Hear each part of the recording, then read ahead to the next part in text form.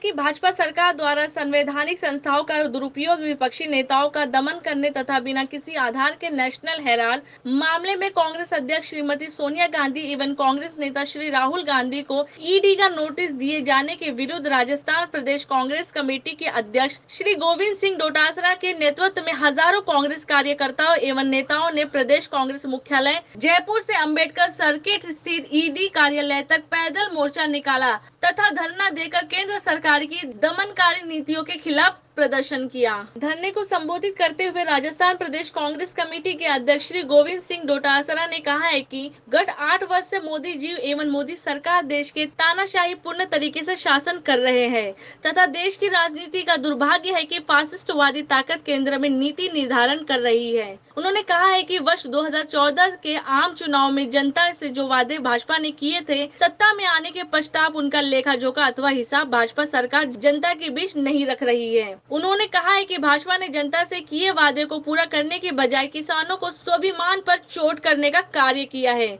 विरोधी नेताओं के विरुद्ध षड्यंत्र के तहत झूठे मुद्दे दर्ज करने का कार्य किया है। उन्होंने कहा है कि भाजपा की केंद्र सरकार ने वादे के मुताबिक न तो युवाओं को रोजगार दिया, न किसानों की आयु दुगनी की, न ही देश की सीमाओं को सुरक्षित किया, न ही महामारी के काल में जनता की रक्षा की, न ही केंद्र सरकार ने बच्चों को शिक्षित करने पर किसी प्रकार का ध्यान दिया है। उन्होंने कहा है कि केंद्र सरकार का कर्तव्य था कि गांव ढाणी में बैठे आम जन को राहत प्रदान करे, किसानों की आय दुगनी कर दे, देश में सामाजिक समरसता बनाने हेतु संवैधानिक संस्थाओं का उपयोग करते, जिससे इन संस्थाओं की सीख में बढ़ोतरी होती। उन्होंने कहा है कि केंद्र में सरकार बनाते प्रधानमंत्री श्री नरेंद्र मोदी ने भूमि अधिग्रहण बिल में संशोधन कर किसानों के हित को विपरीत रूप से प्रभावित करने का प्रयास किया था तथा दूसरे कार्यकाल में 3 काले कृष्ण कानून लागू कर किसानों के साथ छलावा किया। उन्होंने कहा है कि प्रधानमंत्री श्री नरेंद्र मोदी ने देश में नोटबंदी लागू करने के 3 कारण बताए थे, किंतु नोटबंदी के पश्चात न तो भ्रष्टाचार समाप्त हुआ,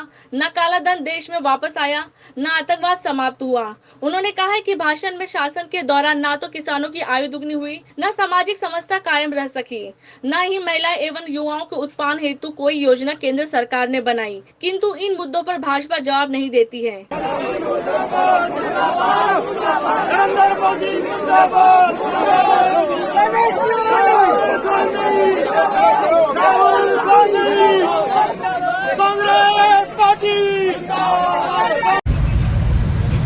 मैं पूरे युवाओं से अपील करना चाहूँगा, वर्तमान हालात जो बन गए देश के अंदर, एक तरफ ईडी और सीबीआई इनकम टैक्स के छापे पड़ रहे हैं, अनावश्यक पूरा मुल्क दुखी है। जहाँ जहाँ चुनाव होते हैं वहाँ पहुँच जाते हैं लोग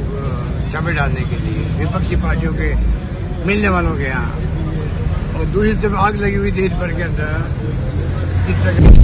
आप देख रहे हैं सक्षम न्यूज इंडिया, सबसे पहले सबसे तेज।